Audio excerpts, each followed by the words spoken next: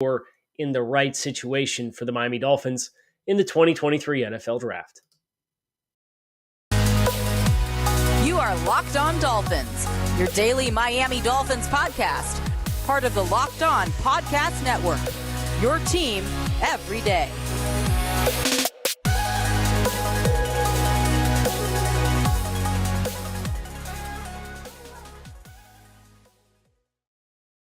What's going on, Dolphins fans? Kyle Krabs of Locked On Dolphins, your team every day here on the Locked On Network. Today is Friday, February 17th, 2023. And today on the show, we are taking a look at a handful of prospects that, in the right situation, I would probably strongly consider trading up for from the Dolphins' first overall pick with the 51st scheduled pick of the 2023 NFL Draft. If you're unfamiliar with Locked On Dolphins, welcome to the show. We are your team every day here on the Locked On Network. I want to thank you guys for making Locked On Dolphins your first Miami Dolphins listen of the day. I'm Kyle Krabs, lifelong Miami Dolphins fan, one of the co-founders of the draftnetwork.com, and very much in my bag today because the draft is one of my things. I really love the draft. I love the team building. I love the strategy. And we're going to be using one of the tools that we have over the Draft Network that we've been refining to have and host this conversation for us here today on the show. Today's episode of Locked On Dolphins is brought to you by FanDuel Sportsbook, the official sportsbook of the NFL. Make every moment more. Visit FanDuel.com/LockedOn today to get started. So, we over at Draft Network have the mock draft machine that we rebuilt this past season. It's currently in beta testing. It's getting ready to launch here live in the near future for the public.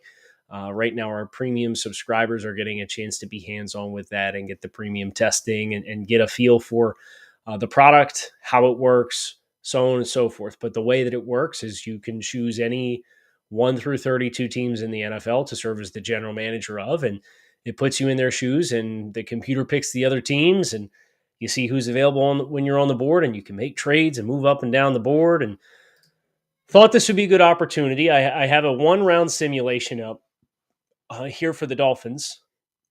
And of course, the Dolphins don't have a first-round pick. So the objective here is to identify a handful of prospects who, in my mind, would be worth the Dolphins aggressively pursuing with the understanding that it's probably going to cost you a pretty penny in the sense of additional draft capital and potentially 2024 draft capital to go up and get a guy, a singular guy, to define your draft class.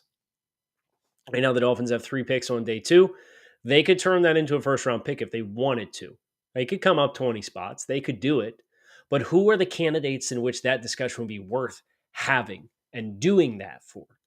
That's the interesting thing, and that's what we're aiming here to do on Locked On Dolphins. So I think one of the first things that we have to decide and identify here with this thought exercise is who are some possible trade partners that are realistic to get you into the strike zone. So let's just say the Dolphins wanted to get the last pick of the first round, that hypothetical, you get the 5th-year option that's so important. Well, you'd have to trade with the Kansas City Chiefs because, of course, they won the Super Bowl this year. So one of the tools that the Draft Network trade function has is it has custom trade values in accordance with historical trades across the NFL. So picks 1 through 261 is, I think, the number of draft picks that are scheduled or are slated to be scheduled when you add in compensatory picks in this year's NFL draft. 262 or 261, because the Dolphins forfeited a pick. They all have numerical values, and future picks have numerical values as well. And these are tested against trades that have actually happened in the history of the NFL. So for Miami's perspective, we have to define how high can you go. Now, the good news is end of first-round picks are much easier to acquire than beginning of first-round picks. So if the conversation was trying to get into the top 15 picks, I don't think that's on the table for the Dolphins in any reality that we have ever experienced in the NFL before. But coming from 51 to 31 is certainly a reasonable ask. And that is where we find ourselves now. So with that in mind, if the Dolphins wanted to move up, you could theoretically get this done using the trade tool that the mock draft simulator has. It would likely cost you 52, one of your threes, and then a day 3 selection. So Miami could go 52, 85, and a 2024 5, as an example, to get up to that 31st pick in this year's NFL draft. So that is something of interest for the sense that it kind of puts players on the table for Miami that aren't necessarily in the stratosphere right now.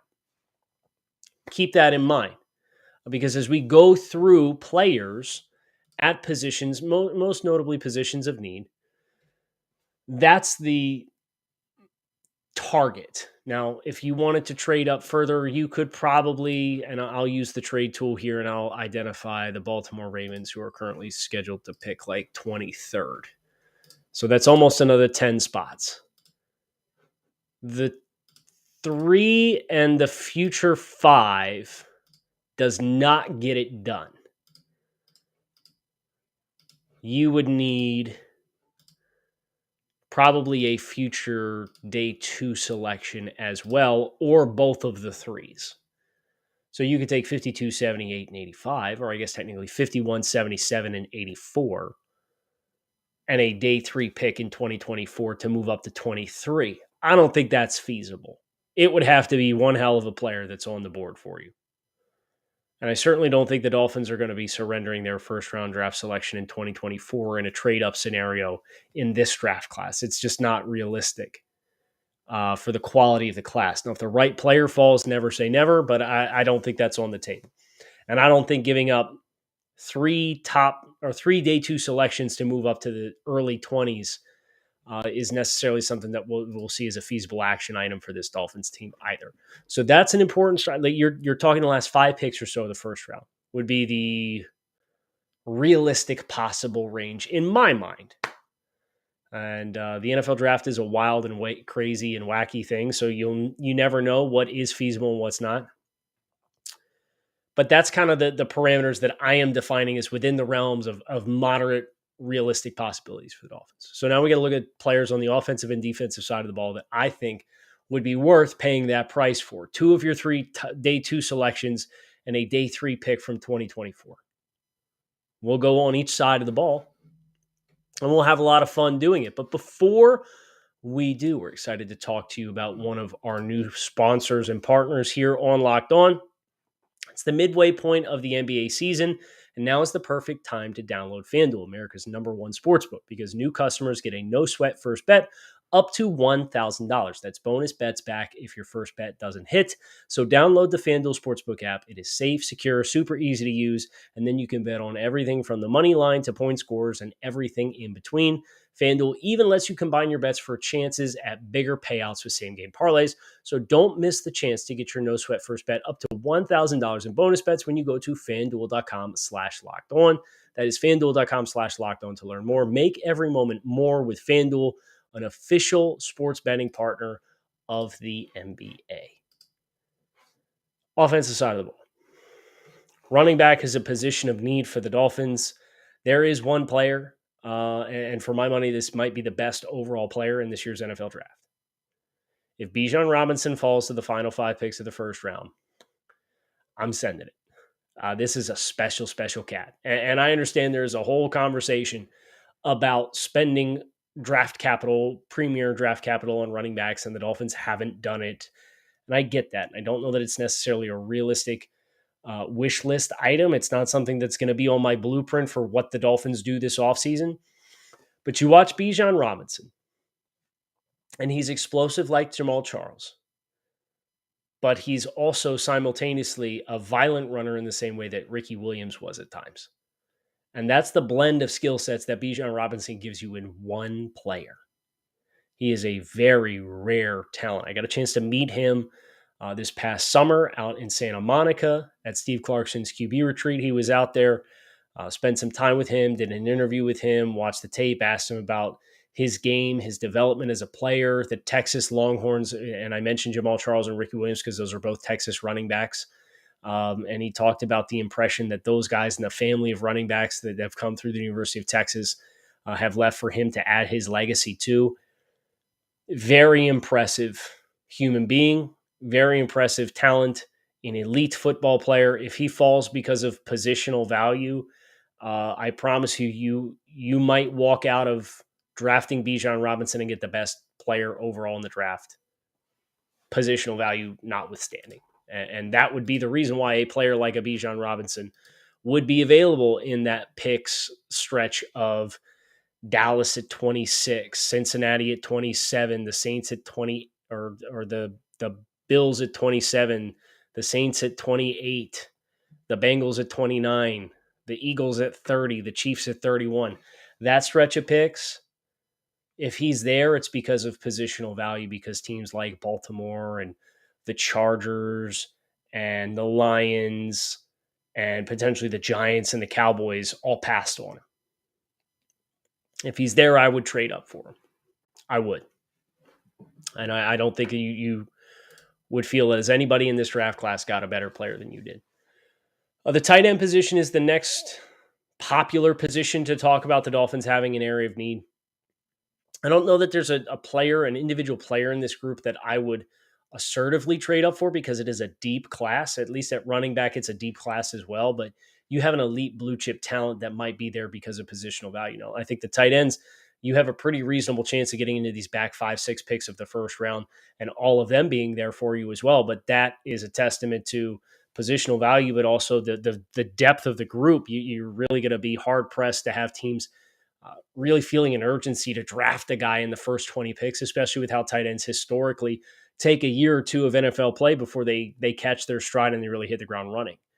So, I mean, right now our predicted board has 5 tight ends in the top 50. Michael Mayer, Luke Musgrave, Darnell Washington, Dalton Kincaid, and Tucker Kraft. Mayer's from Notre Dame, Musgrave's from Oregon State, Darnell Washington's from Georgia, Dalton Kincaid's from Utah, and Tucker Kraft is from South Dakota State. If none of them go for the first time until the final 6 picks in the first round, you mean to tell me one of these guys wouldn't be here at 51 if that's the plan, to draft a tight end with the first pick?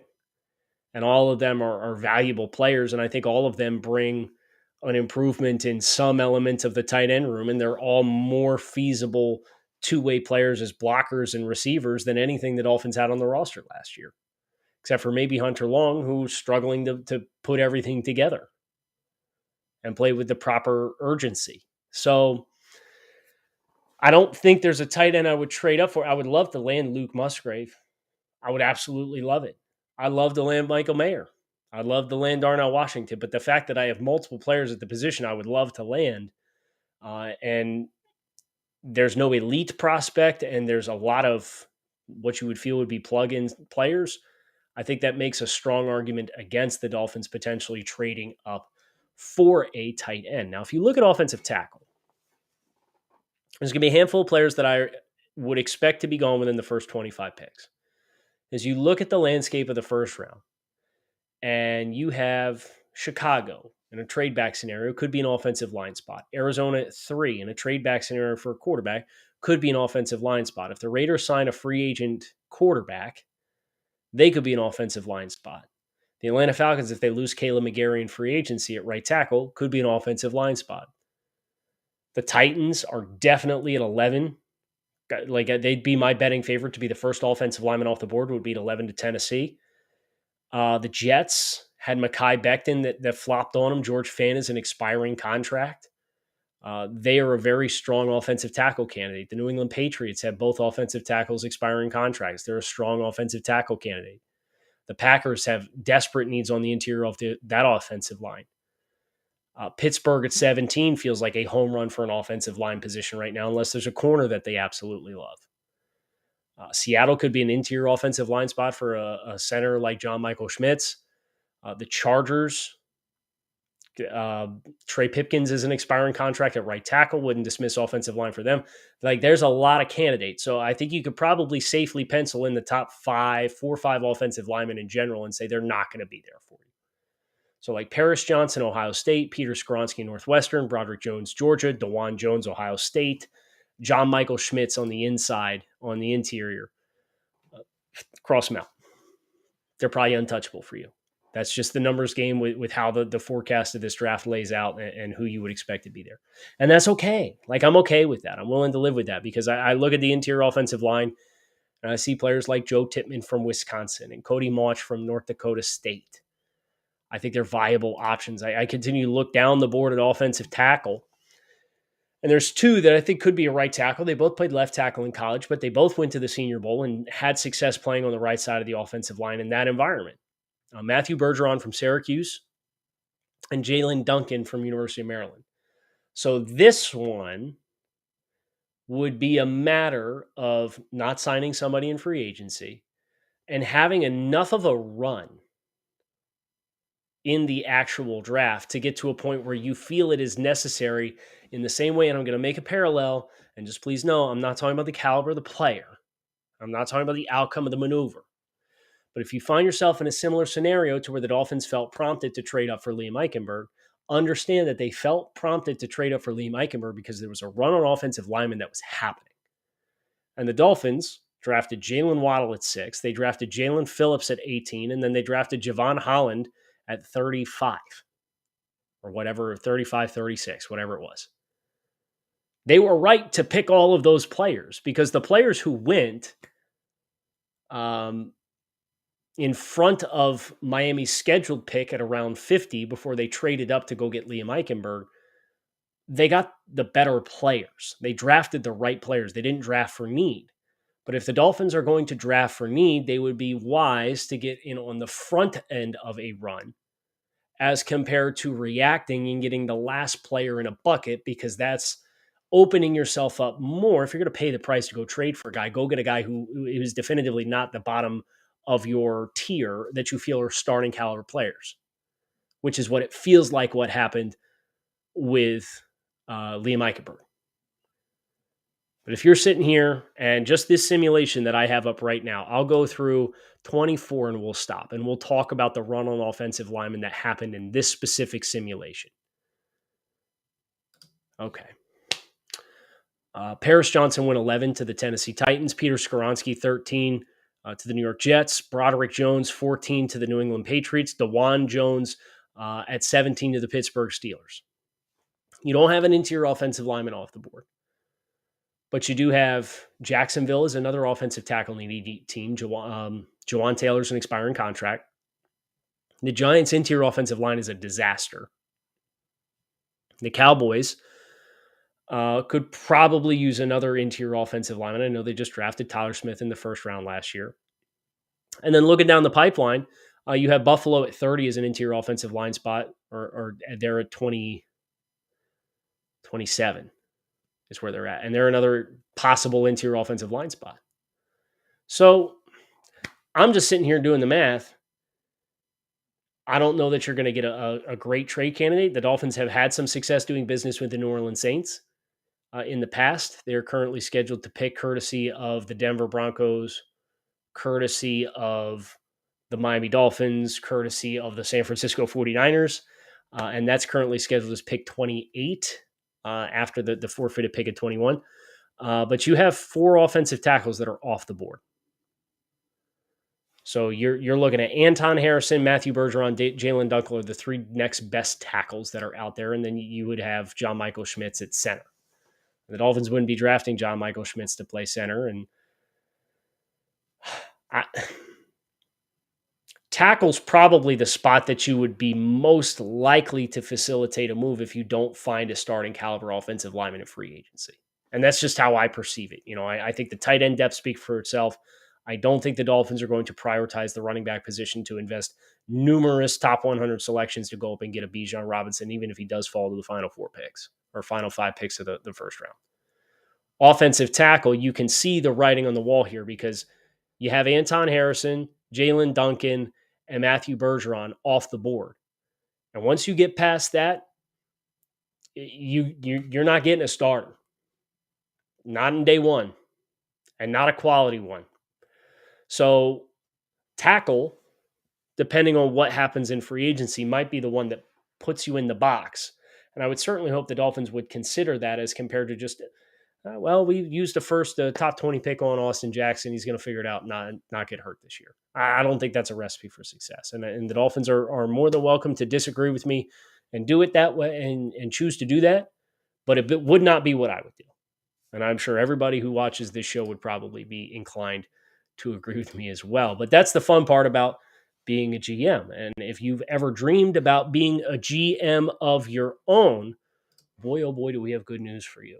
Today's episode of Locked On Dolphins is brought to you by Ultimate Football GM. You've heard me talk about this mobile game app, and we had a ton of fun competing against each other to be the best GM that we could be in the Locked On Network. It's your turn to compete now. But more on that later. If you've ever dreamed of becoming an NFL GM and managing your own football franchise, this is the game for you.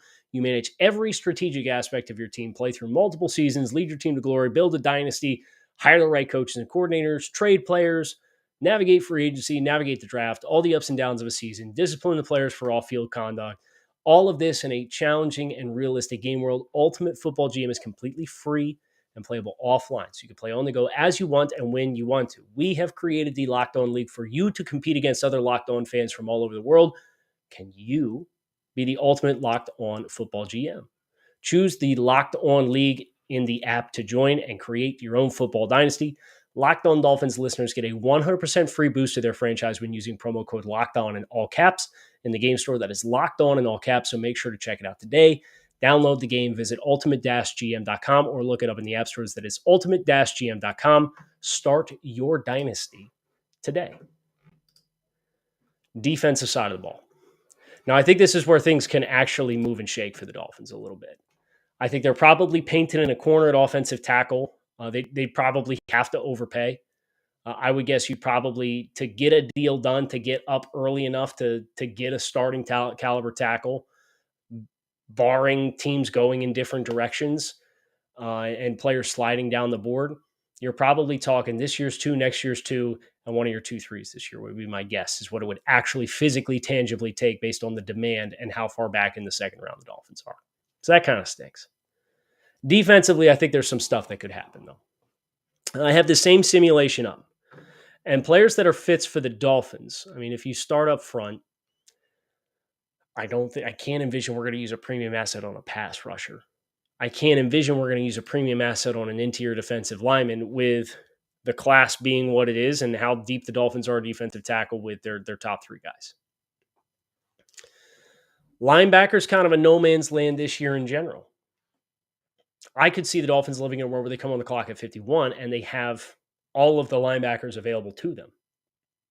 The perceived top linebackers: Drew Sanders from Arkansas was a former stand-up rush linebacker, transferred from Alabama to Arkansas, transitioned to stack linebacker, really good passing down skill set, kind of a hybrid type player. Don't think he fits in the Vic Fangio defense. Trenton Simpson is another multi-tool weapon type player, kind of a hybrid. He'd probably best fit in the way that the Dolphins in the last couple of years have used Jerome Baker as a attack linebacker type, who at times walks up on the line of scrimmage. He did that at Clemson quite a bit under the previous defensive coordinator. I don't think that's an attractive fit for Miami either. And you have guys like Jack Campbell and Noah Sewell as more traditional stack linebackers, but these are definitively second-round prospects. So I think you could cross the entire front 7 out of the equation for the Dolphins as trade-up candidates. There's nobody that I would be entertaining trading up for. And this outside pass rush group is pretty good in general. Which brings you to the secondary. Here's what I can tell you about the secondary in this year's NFL draft based off of what we know right now. It's freaking loaded. So I think there's a handful of guys that are locks to be first-round pick. I would include Christian Gonzalez of University of Oregon in that group, Devin Witherspoon of Illinois in that group. Beyond that, though, it gets pretty interesting as far as candidates that could be first-round picks, but they might be scheme-specific guys. Clark Phillips from Utah is a little bit undersized. Cam Smith from South Carolina isn't the most dynamic guy. Keely Ringo from Georgia is a big-time height, weight, speed type guy. probably going to thrive best in either press man or in cover three. I don't necessarily think he's a fit for the Dolphins defense. And he certainly doesn't have the instincts of a guy like Xavier Howard in zone coverage. And that's what you'd like to have on both sides if you're going to be playing quarter, half, and cover three and a lot of zone and then mixing and matching man into that intermittently. I just don't think Ringo really fits the bill for Miami. You get to day two prospect types. You've got like Emmanuel Forbes from Mississippi State, big time ball skills guy. He's got probably the best ball skills resume in the class as far as generating turnovers and explosive plays. Julius Brents from Kansas State, I think is really combative. I think he's fluid enough to play in those off and zone situations, despite being a bigger and longer guy. But those aren't first round consideration guys. Which brings you to safety. Safety is the spot.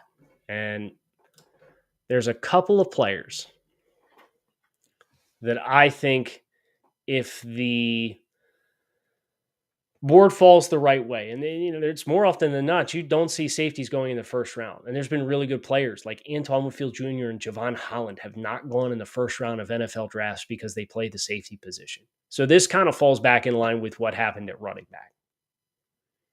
Oh, you could get a blue chip player for my money. Brian Branch is a top 10 player in this class from Alabama. Some Dolphins fans may hear that, roll the eyes. Oh boy, another Alabama safety. Here we go. Branch is special in my mind. What versatility he brings to the table, you would be largely interchangeable on the back end as far as who is in the box, who is in the slot, who is on the second level across all three players with Javon Holland, Brandon Jones, and Brian Branch, if you could secure Brian Branch. I don't think there's a safety destination outside of maybe Tampa Bay at 19 that's a legitimate threat to take a safety. Then you get the Chargers. They get Derwin James. They might have a chance to bring back Nasir Adderley, who we've already pegged as being a candidate to come to Miami. The Ravens have Kyle Hamilton and Marcus Williams at safety.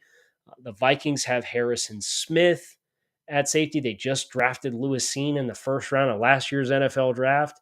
You have the Jaguars. They're paying Rayshon Jenkins a significant amount of money. They might, but they feel like they either need a tight end or an offensive tackle or potentially another pass rusher to help complement what nucleus that they have and what they're building on.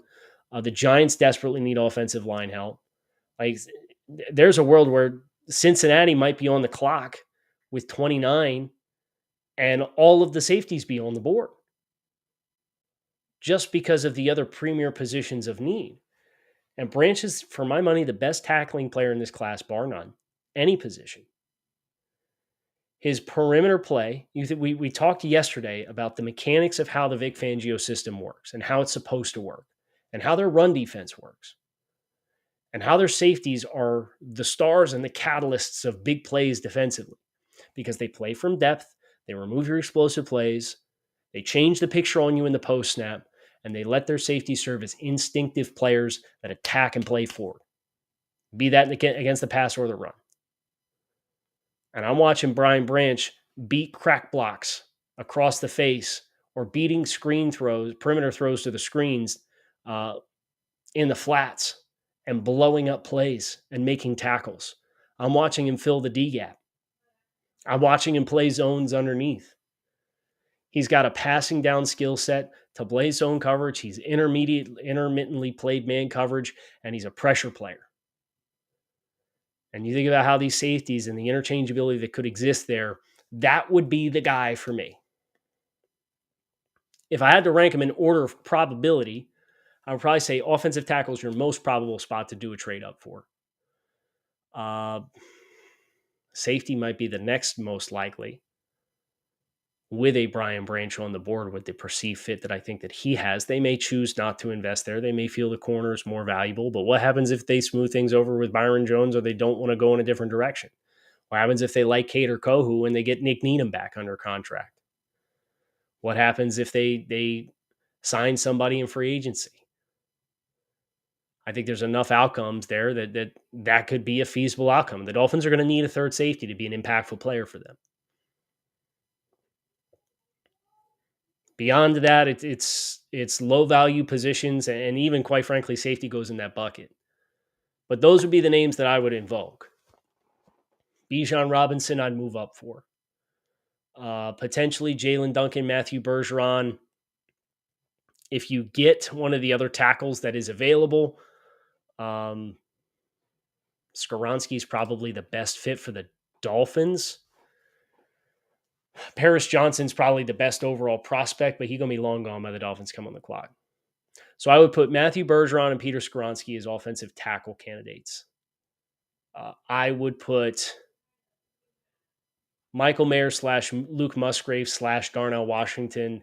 If you do get crazy with tight ends, and we've had like 10 tight ends drafted in the first round of the last 9 drafts. But you could feasibly, if the Packers at 15 go with Luke Musgrave, and then what if Seattle, who ran 12 personnel at a higher incidence in the NFL than any other team last season? What happens if they want an upgrade as a starter? And then what happens if the Chargers or the Ravens or the Jaguars with Doug Peterson? Doug Peterson made a killing with 2 tight ends. Like if you start to see the tight ends and you look up and you're like, oh, 3 tight ends are off the board the first 25 picks. Go get one of those other guys. I would love for Mayer or Musgrave to be the target. I'd include Darnell Washington. Bijan Robinson, a running back. Skoronski, Bergeron, an offensive tackle. I'd include Jalen Duncan there. He'd probably be my third choice. And then defensively, it's Brian Branch. Potentially one of the top corners if the top corners slip a little bit. I would expect that Devin Witherspoon and Christian Gonzalez are your top ones. I'd expect that Joey Porter Jr. who is a player that I kind of glossed over, but he's another one who very much is going to be in play. I think Porter has the skill set to be able to play in this defense as well. Those are the kinds of names that I would at least consider for the cost and that it would invoke for the Dolphins to do this. I'd say it's very unlikely any of them happen. But if you want to have the conversation, those would be the names that I would look at. We're going to have lots more conversations pertaining to the Dolphins here in the days and weeks ahead. So make sure you keep it locked in right here on Locked On Dolphins. Hit subscribe to the channel. Follow along all offseason long. Your team every day. We don't just say it. We live it. I appreciate you guys checking out the show. Make it a great Friday. Make it a great weekend.